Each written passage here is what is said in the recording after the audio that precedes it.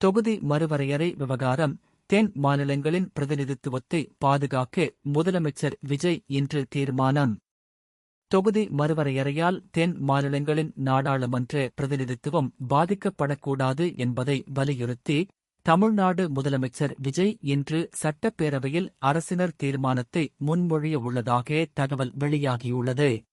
2011ஆம் ஆண்டு மக்கள் தொகை கணக்கெடுப்பை அடிப்படையாகக் கொண்டு தொகுதி மறுவரையறை மேற்கொள்ளப்பட்டால் தமிழ்நாடு உள்ளிட்ட தென் மாநிலங்களின் நாடாளுமன்ற பிரதிநிதித்துவம் பாதிக்கப்படும் என தீர்மானத்தில் சுட்டிக்காட்டப்பட்டுள்ளது. 543 மக்களவைத் தொகுதிகள் தொடர வேண்டும்.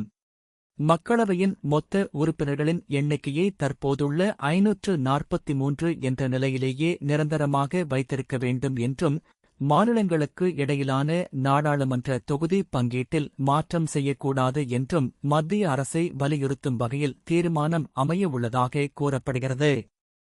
தொகுதி மறுவரையறை காரணமாக மக்கள் தொகை அடிப்படையில் அதிக மக்கள் தொகை கொண்ட மாநிலங்களுக்கு கூடுதல் நாடாளுமன்ற தொகுதிகள் கிடைக்கும் சூழல் உருவாகலாம். இதனால் மக்கள் தொகை கட்டுப்பாட்டை சிறப்பாக செயல்படுத்திய தென் மாநிலங்கள் தங்களது நாடாளுமன்ற பிரதிநிதித்துவத்தில் பின்னடைவை சந்திக்கும் நிலை ஏற்படக்கூடும் என்ற கவலை தொடர்ந்து முன்வைக்கப்பட்டு வருகிறது. 2029 மக்களவைத் தேர்தலில் பெண்களுக்கு 33% இடஒதுக்கீடு. மேலும் பெண்களுக்கு வழங்கப்படவுள்ள 33% இடஒதுக்கீட்டை காலதாமதமின்றி நடைமுறைப்படுத்த வேண்டும் என்றும் தீர்மானத்தில் வலியுறுத்தப்படவுள்ளதாக தெரிவிக்கப்பட்டுள்ளது.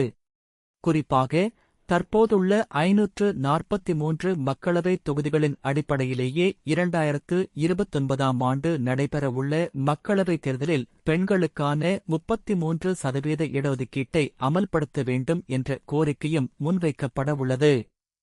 தொகுதி மறுவரையறை தொடர்பான விவகாரம் தேசிய அளவில் முக்கியத்துவம் பெற்றுள்ள நிலையில் தென் மாநிலங்களின் உரிமைகள் மற்றும் நாடாளுமன்ற பிரதிநிதித்துவத்தை பாதுகாக்கும் வகையில் தமிழ்நாடு சட்டப்பேரவையில் முன்வைக்கப்படவுள்ள இந்த தீர்மானம் அரசியல் வட்டாரங்களில் கவனம் பெற்றுள்ளது.